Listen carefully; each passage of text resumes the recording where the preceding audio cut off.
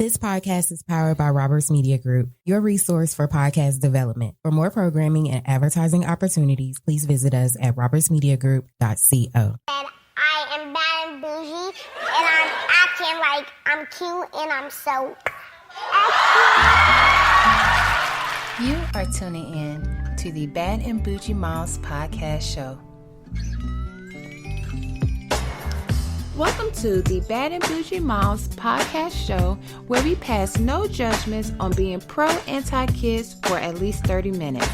Get ready to experience some amazing mommy time with these badass moms sharing their point of view on relationships, self-love, social media, and plenty more. Hi, you guys. This is Britt with another episode of the Bad and Bougie Moms podcast show. And on today's episode, I have Miss Dominique. So Dominique is a mom to 4, 2 boys and 2 bonus kids, 3 boys and a girl to be exact.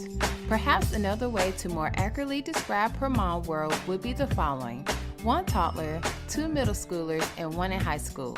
She lives in a Philadelphia suburb and loves her East Coast lifestyle, complete with lush green grass, big blue skies, white winter wonderlands, and the Jersey Shore.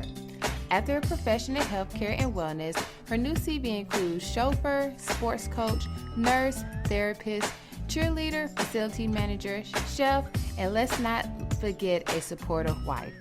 She is an optimist and believes that a little bit of gratitude, kindness, forgiveness, and hard work is the answer to many of our life challenges. Most importantly, her wish is that each woman savors the precious moments that is motherhood and lives in love. Amazing. So you guys, I hope you enjoy this episode between me and Dominique. She is awesome. I love the conversation that we had on this particular episode. I legit was just coming off, well, actually I was still sick. I had a really bad cold, so we definitely I had to reschedule on her a couple of times because it was to the point that I could not even talk. So yeah, shout out to the kids. So please make sure you share, like, comment on the Bad and Bougie Mom podcast on our Instagram page, on our Twitter, and let's go ahead and get into the show. Hi guys, this is Britt with another episode of the Bad and Bougie Moms podcast show, and on today's show I have Miss Dominique. Hey Dominique. Hey Dominique. Hi. Thank you so much for having me. I'm so excited to be here. I am too. I'm excited for you to be here as well. So you guys, I'm not sure if you can kind of tell I'm super nasally because I am definitely sick. I'm going to go ahead and claim it. You know how some people are like, oh, I'm not going to claim the sickness. Nah, y'all, I'm sick. I've been sick for like the past 3 days. So I'm so happy to finally get you on. I know we had to reschedule a couple of times, but Thank you for hanging in there with me. I appreciate it. Absolutely. See, Absolutely. Everything. Oh my gosh, so gross, so gross. All right, Dominique. So we're gonna go ahead and kick it off. We're gonna learn a little bit more about you. So you know, tell us what you're about. How many kids you have? Are you married? Are you single? You know, everything about Dominique. Okay, so I have 4 kids. 1 girl, she's the oldest, and 3 boys.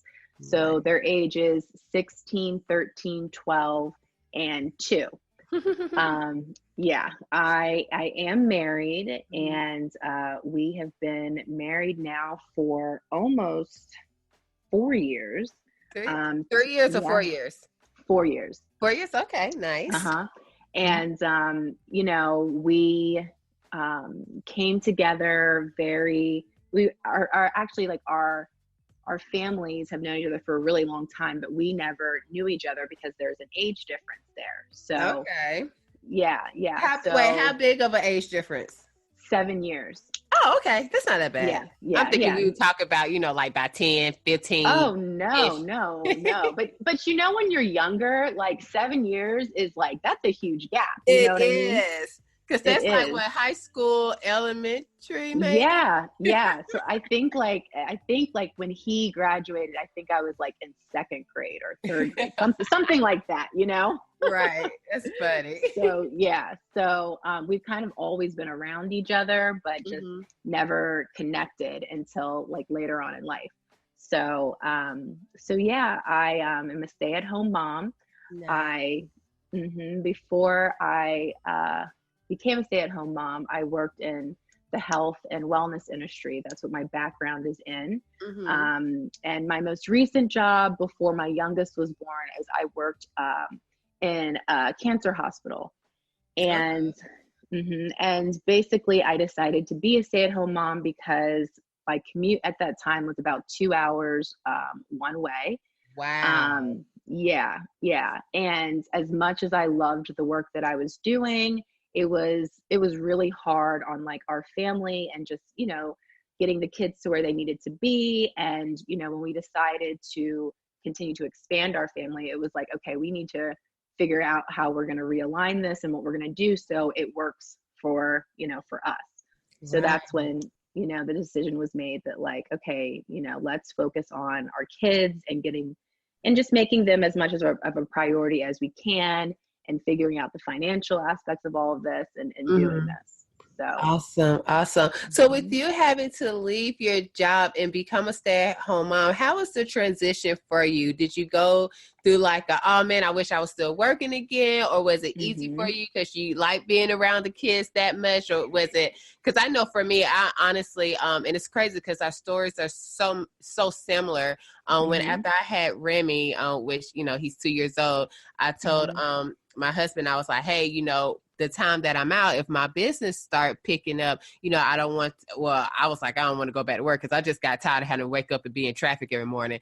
And he was like, you know, it's okay. Like, that'll be cool as long as, you know, everything kind of stay the same. So I'm like, all right. So it came around, you know, end up staying at home, but I felt so guilty because I did not have a 9-to-5. Like, I did not know what to do with the flexibility.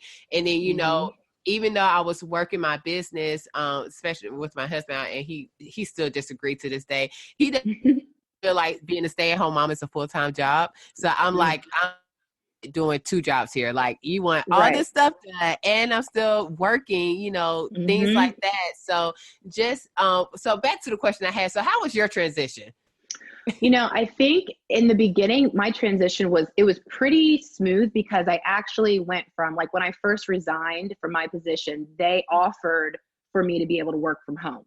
Okay, nice. So that was great because I think that if I just went from working as much as I was to being a stay-at-home mom, that would have, you know, you're so used to being in the grind of whatever you're doing work-wise that, you know, making that shift or that transition is a bit hard, you know, because I mean, I always like to say, like, you're using different parts of your brain when you're a stay-at-home mom versus when you're in the office, you know? Right. So for me, like, having the transition from working at home was really nice. And I did that until I think, like, I must have been, I don't know, like 7 months pregnant with my youngest. And then I was like, you know what, like, I need to just go ahead and make that full transition of just committing to being the stay-at-home mom, you know? Okay. So, but even then, like you said, like, I kind of felt guilty because I was like, I'm not at a 9-to-5. I'm not making an income. You know what I mean? And, you know, I didn't have the baby at that time. So with like my older kids, like, I was kind of like, well, what am I doing? You know, like, what does this look like? You know? And then that, like, quickly changed because I realized, I was like, you know, what is being a homemaker about, you know, and what does that look like in general, but more so, what does that look like for me? Right. You know? Right. I totally agree.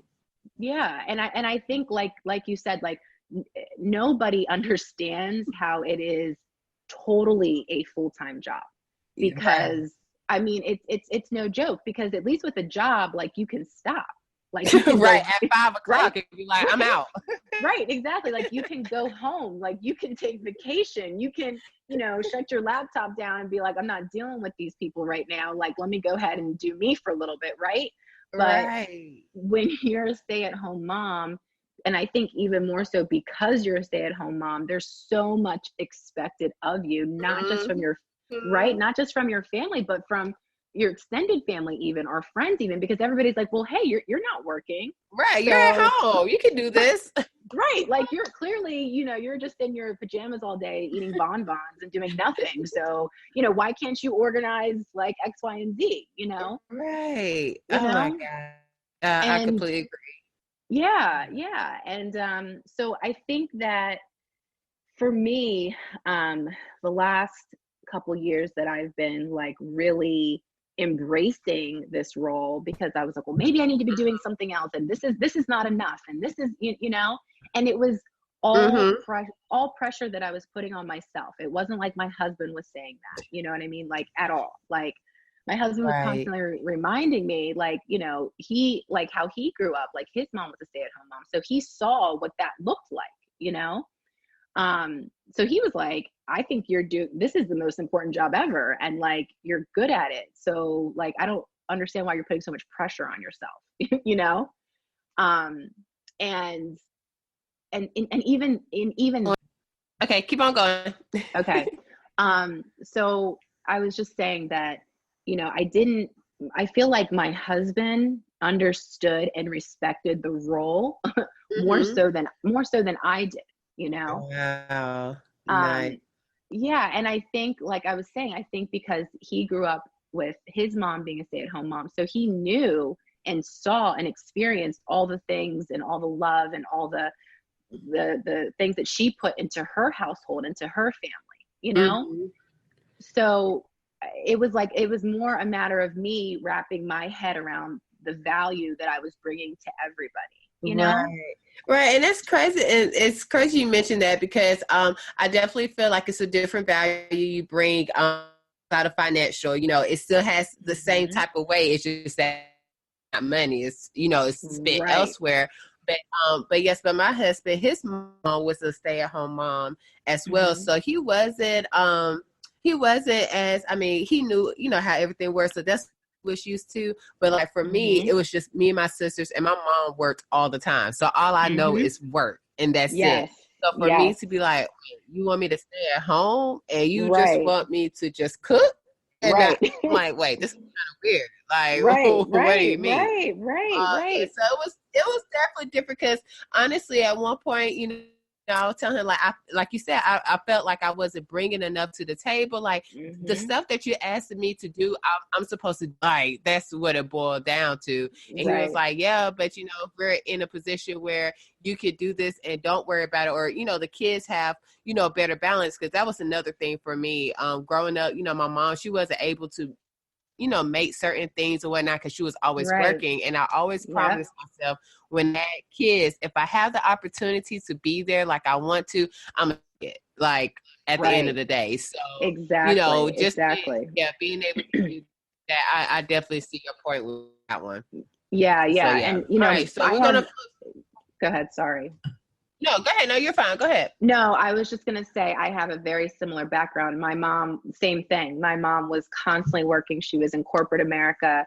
She was a single parent. So that's all I saw was, the constant grind, the constant, like, it's not that she didn't want to, but she was trying to provide a lifestyle, for my brother and I. And like you just said, like, I was like, if I'm able to provide this for my children, because of course as kids, all kids want at the end of the day is your time, right. Like that's it. Like they don't really care about what you're buying them, they just want to sit down and look at you.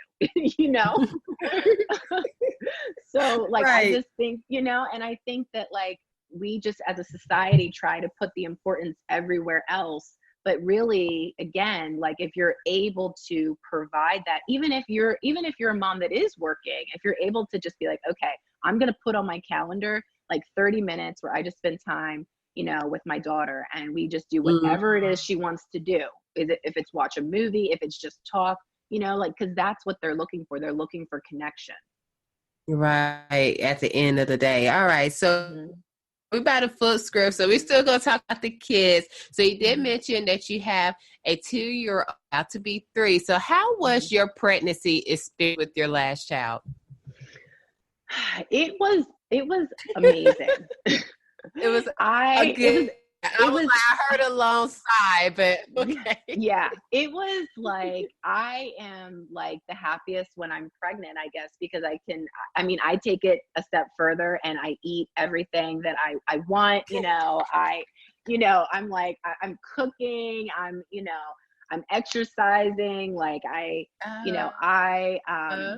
I was really lucky with him because I didn't have like any morning sickness, like nothing like that. Was able to exercise throughout my entire pregnancy. Had a phenomenal like actual delivery. It was pretty quick. It was like 6 hours, and gave birth to this like 8-pound, 11.5 ounce, baby. That it was a really interesting experience because with my 12-year-old, I was, totally like, I had a water birth with him actually. Okay.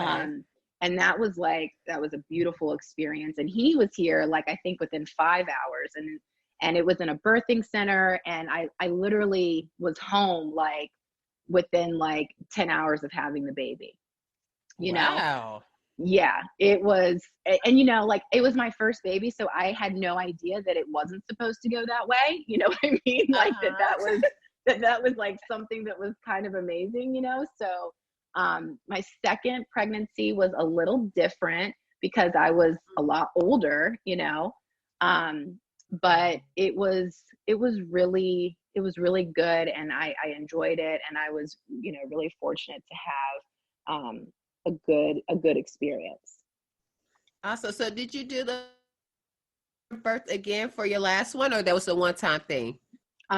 Actually, in the state of Pennsylvania, unless you do a home birth, it is illegal to do a water birth. Yes. Seriously? Yes. So that's was crazy. Actually, isn't it? Oh my gosh, we could do. We could like, do why would that rule be on that law? I'll be on the books. Like, what? Honestly, you guys, that's crazy. It's because they feel like there's risk of infection. I mean, it's basically like, we could have a whole other episode about that. But so, I had my second son in the hospital, and it was like a night and day difference. Because it's so medical. It's everything medical. is just so sterile. It's just so medical versus, okay, experience, get the good energy going, whatever. Yeah. And I am super woo-woo. So I'm like, let me and my body do what we know to do. This is natural. I don't have a medical condition. You know what I mean? Like, I'm all for, like, if there's something wrong with me or the baby, like, do whatever you need to do to make sure we're okay. But if this is just a normal thing, like, everybody, like, turn the lights off, like when animals birth, for example, I mean, it's a bit extreme, but you don't see anything else, any other mammal birthing in stirrups with lights on and people bothering them, right? I know, it's not even cows, nothing. right, and it's like, you need to have, like, it needs to be in a calm environment, and lights off, and just allowing your body to give life, to give birth, Right. So yeah, I call my second baby, he's like my land baby, because I had him in a hospital bed, The land baby, that's so cute. Right. Oh my God. Right. So and I have to say, like, pain wise, even, like, it was totally different. Like, I'm telling you, the water, because I think it relaxes your muscles, and obviously everything in that area of your body is muscular, it was, I think, an easier transition even for my 12-year-old, like, because when he first came out, like, he wasn't even crying, because it was just such a nice, you know what I mean? Like, smooth transition. Like, because you're not needed cold air. It's clearly, you're coming out more, but I get it. I totally get it. So yeah. Gosh. Okay. All right. So So for this episode, we're just gonna say having, your baby in water is definitely better than being in the hospital. Yes, definitely, for sure. Right. All right. So since you are a stay-at-home mom, take us through your normal day. What is it like waking up? Dominique, what time do you wake up? Do you stop? What all do you do? Okay, so usually, like, I have older kids, so I get up probably about 7 o'clock. They, thank God, they're at the point now where they can get themselves ready. They will, make their own breakfast. And that was kind of like a thing for me, because I would make them breakfast and they were like, well, we don't want that. We're going to do it ourselves. And I was like, oh, okay. So they pretty much get themselves ready and out the door. And so I wake up usually before my younger one wakes up, and we co-sleep, which is a whole other thing. So the 2-year-old? Yeah, with the 2-year-old. Oh, yeah. I say, like, wait, hold on. Oh yeah, no, not with the little one. Okay. So he is still in our bed now, and that's just, we promised ourselves we weren't going to do that, but that's how we ended up being able to sleep, and now it's just what we do. And so but I do try to wake up before he does, just so that I can kind of get my mindset together, right?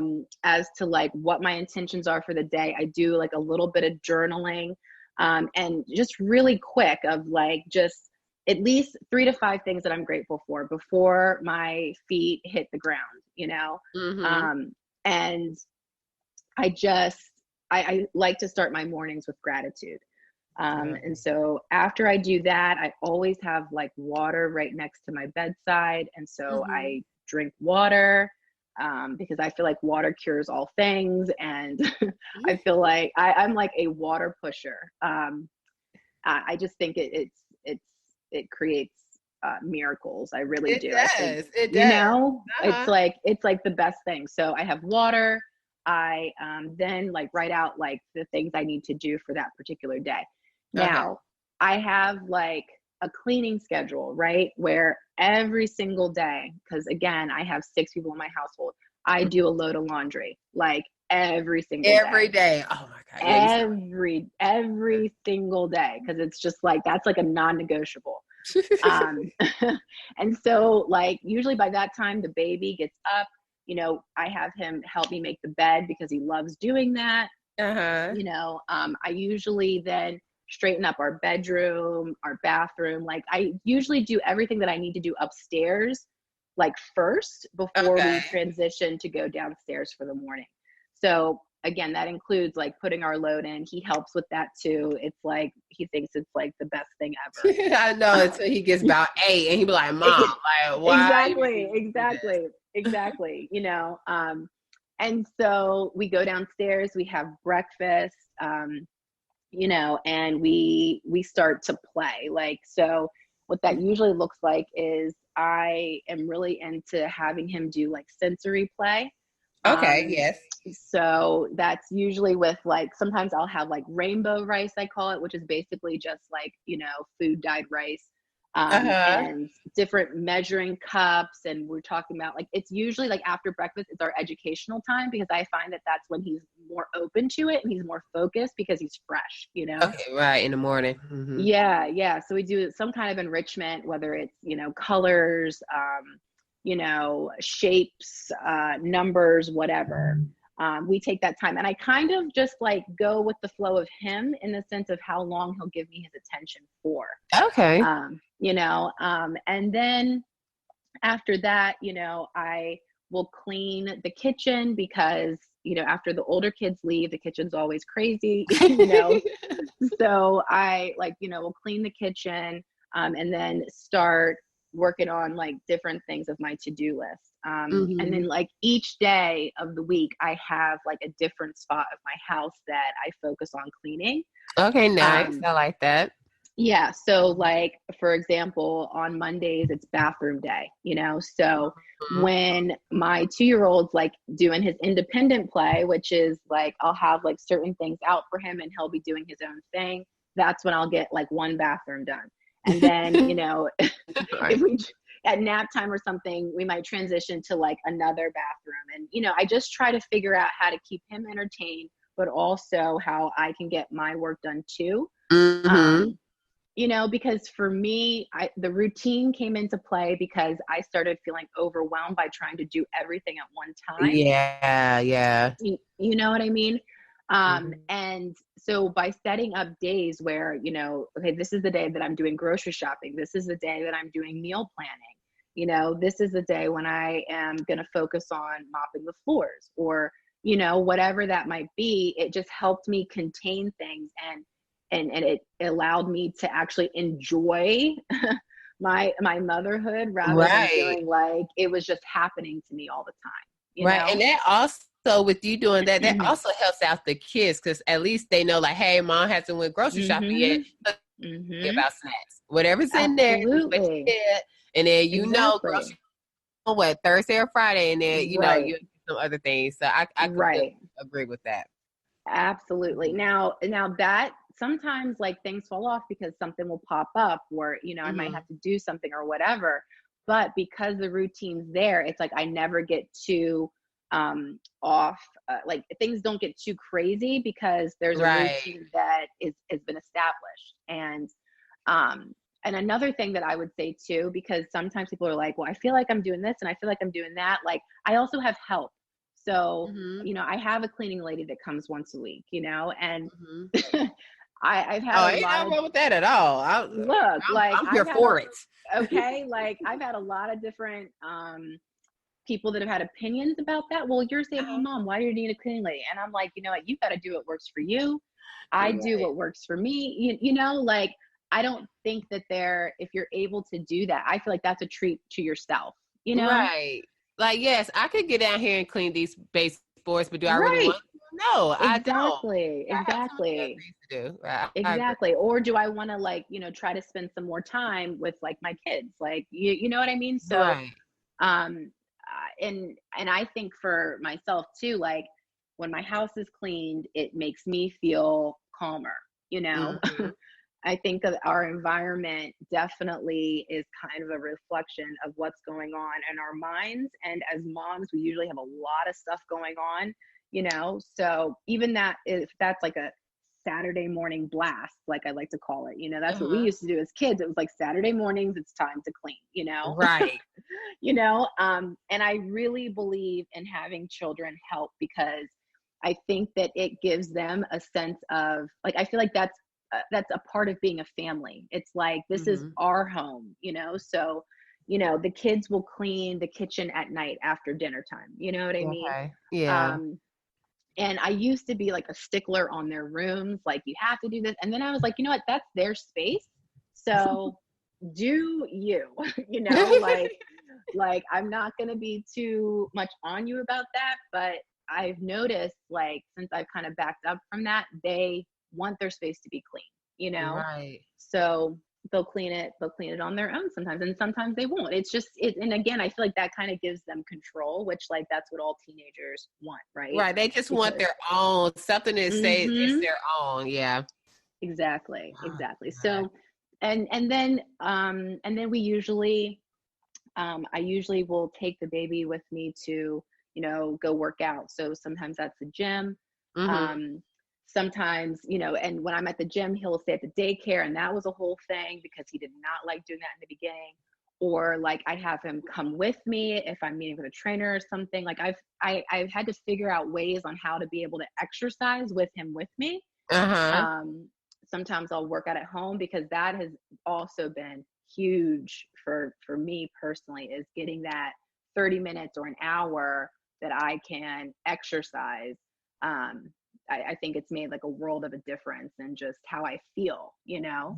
Yeah. Because you have, and I tell people, if you're not happy, if you're not healthy as far as being a mother, no one else will be. And it's crazy. Right. Yeah, with the prime example, like with me being sick, my husband's like, I cannot wait till you get better. Because literally the house will fall apart. Like, if, you know, luckily we have, you know, rules and, you know, schedules and everything. So they know kind of what to do. Like, if that mother push is not there, they're like, all right, what are we doing with our lives? So exactly. I like that. Yeah. And it's kind of like, especially if you, were a former businesswoman or still a businesswoman, it's like you really are like running a business. You know what I mean? Like Right. you are running your household, and that's no joke. So it's like, the state of mind that you're in affects everybody else like so much. And I feel like there's this thing that like we're supposed to be these martyrs and like, just giving. And if we do anything for ourselves, it's selfish. And I used to be in that, and then I was like, well, wait a minute, this doesn't feel good. Like, and right. if and so now I'm like, oh no, like I am about to like pour in this cup, like, like nobody's ever seen before. Let me just take a minute and treat myself how I treat my kids, and sometimes like you like legit have to start there, because like for me, like I won't get into this whole long thing because it'll be forever, but this whole thing of like self-care and self-love, it started when I got divorced. I was married before, and I was like that mom who like, just did everything for my ex-husband and everything, for my son. And I just like, and I felt so bad if I like went shopping for myself or got my hair done. So you're still like, oh my God, I'm spending money on myself. It's like, how could I do that? Okay, like, but I like you were right, exactly. Right? Like you were so selfish. Like, this is horrible. And so after like we got divorced, I was like, okay, now I don't have a husband. I have a child. I know how to take care of the child, but how do I take care of me? And I kid you not, Brittany, I literally Googled how to take care of yourself. Like, I will never forget that. And I was just like, this is so ridiculous, but I did it, and you got your answer, I bet. Oh, girl, I was writing down affirmations. I had affirmations all on my mirror in my bathroom. So I was brushing my teeth, and I'm like, okay, like, I'm going to talk about money. I'm going to talk about health. I'm going to talk about love. And so it really took that time when I was a single parent, going through that transition of figuring out how to take care of me, and just seeing how I wasn't as snippy with my son, you know what I mean? Or seeing how when I actually got some sleep, I felt better in my own skin. Or when I exercised, it was just like things aligned differently when I started taking care of myself, Right. So yeah, it's a big deal. Self-care is definitely number one. So as far as with relationships and the fact that you are married now, what would be one thing you would tell to another married couple that helped out your relationship now, especially since you've been married previously? What's your number one top thing that you have to have this in a marriage in order for it to work? Communication. Yeah, I think that's everybody's, but that's the most important. Yeah. I mean, it's I know that everybody says it, and I know that it sounds so simple, but sometimes communication is so hard, and more so than communication, I feel like you need to feel like safe in communicating. You need to be friends, right? Yeah. Before anything else, I feel like you need to be friends. And so like my husband is my best friend. Like, I know that on my worst day, I can like go over to him, and no matter what's going on, I can communicate to him. I can be vulnerable with him, and he's not going to make me feel bad about it. He's going to listen, and he's going to be there, like he's my safe space, yeah, he is. And unfortunately, I didn't have that with my last husband. It was like we weren't on the same team. Like, we were constantly battling each other, and I think that we loved each other, but it was like we weren't friends. Like, we were just like constantly, I don't know, we just weren't aligned the same way. Yeah, just coexisting. Like, okay, we like each other. You're cool, I'm cool, but it's a different feel. Once you know it's right, it's right. Right. So, it's easy. It's easy. Right? Yeah. It's not a lot of effort, and So I think, like I said, communication and building that friendship. Like, just because you're married doesn't, not that it doesn't mean anything, but like, you have to constantly be watering that relationship. You have to constantly be pouring into it. You know, date nights are super important. Even if you can't get out of the house because of the kids or whatever, have it in-house date night, you know? Just like something for the two of you to constantly be nurturing and nourishing your relationship with each other, I think is vital.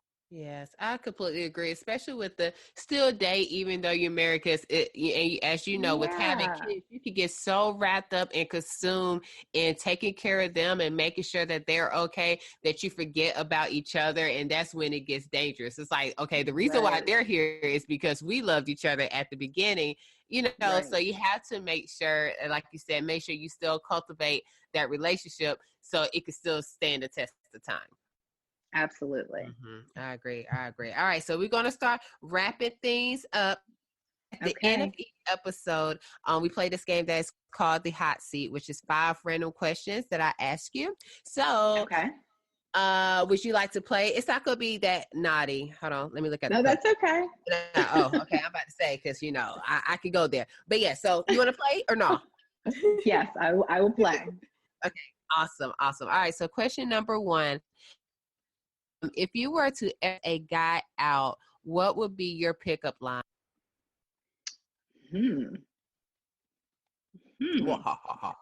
Birdman hand rubs. Gosh, right. What would I say? It would have to be super smooth. I'm not smooth because I just said that, but I think I would just be like, I would slide my phone over to him and be like, why don't you just go ahead and give me your number?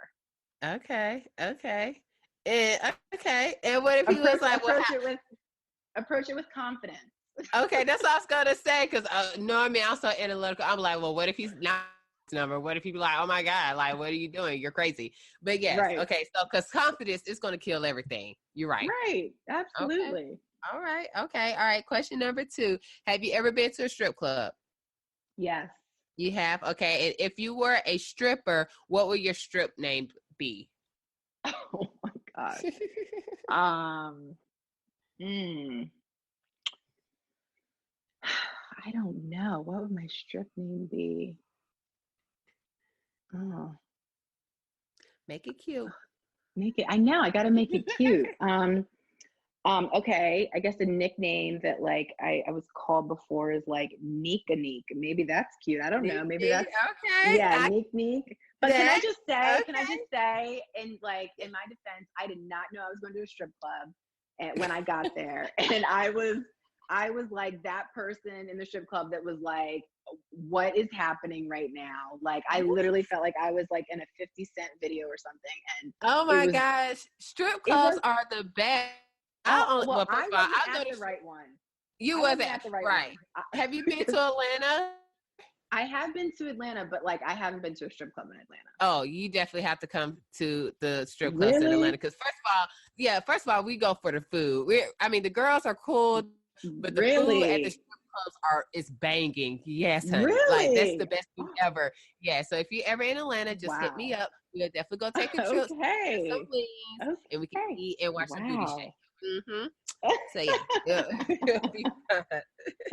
All right. So next question. If you could star in any movie or TV show of your choice, what would it be? Oh, Blackish. Girl, actually, you know what? Put me in Blackish. I need to go back to college so I can just live my life. I think that is the greatest show. I like the whole family dynamic thing. I think Rainbow is hilarious. Yes, girl. It's a good show. I like what they're doing with it. Yes, I agree. All right. Next question. Okay, wait, did I ask this one? Oh, no. All right. Next question. If you had to choose to eat one meal for the rest of your life, what would it be?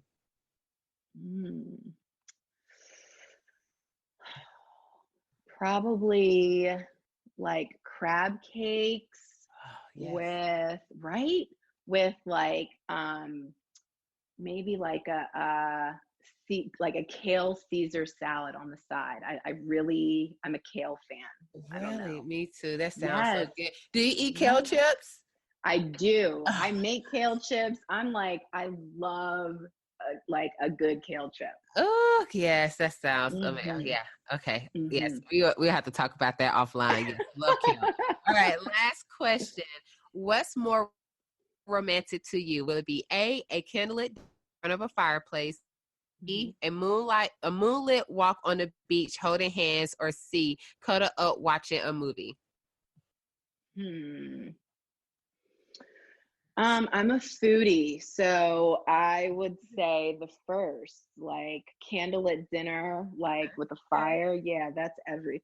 Nice. I agree. Yeah, as long as you put some food in my face, I'm good. Right. Yeah, Look, nice bottle of wine. Like, right. So fun. Well, Dominique, thank you so much for the Bad and Bougie Moms podcast. I really, really appreciate it. And if people want to get to know you a little bit better through social media, how can you be reached? My IG handle is Simplistic Mama. You can find me on there. And I also have a private Facebook page that I just started, and it's called Simplistic Mamas with an apostrophe S. So I love. What do you guys do there? What's the Facebook about? So the Facebook basically is just starting a conversation about motherhood and, just different routines of like what other people are doing and how they're organizing their lives more so that they can, be more efficient, because it's like you want to get the things that you need to get done, but you also want to be able to spend the time with your loved ones, Right. So I know there's a community of women out here who are doing all these little things. And like, I feel like over the years, like I've tweaked my own routines and come up with different things because I'm learning from other mothers, Yes. Right? Share the wealth, share the education. Yeah, absolutely. And, so that's why I was like, even books, just reading about different books of self-love and self-care and things like that. And just because like the bottom line is motherhood is a sacred journey, and we should all be coming together more as mothers to, just embrace it, and that's what I think it's all about. Honestly. Oh, yes. Love it. I have to definitely get into the closed Facebook group. Yeah. Absolutely. Thank you so much for having me. I really appreciate it. Yeah. All right, guys, that is it for us. We hope you enjoyed the show. If you would like to get into some more fun, follow us on social media. On Instagram, we are at Bad and Bougie Moms. On Facebook, at The Bad and Bougie Moms. And also on Twitter, at BBM_podcast. Make sure you like, share, and comment on any of the podcast platforms that you listen to us on. Again, we hope you guys enjoy. See you later.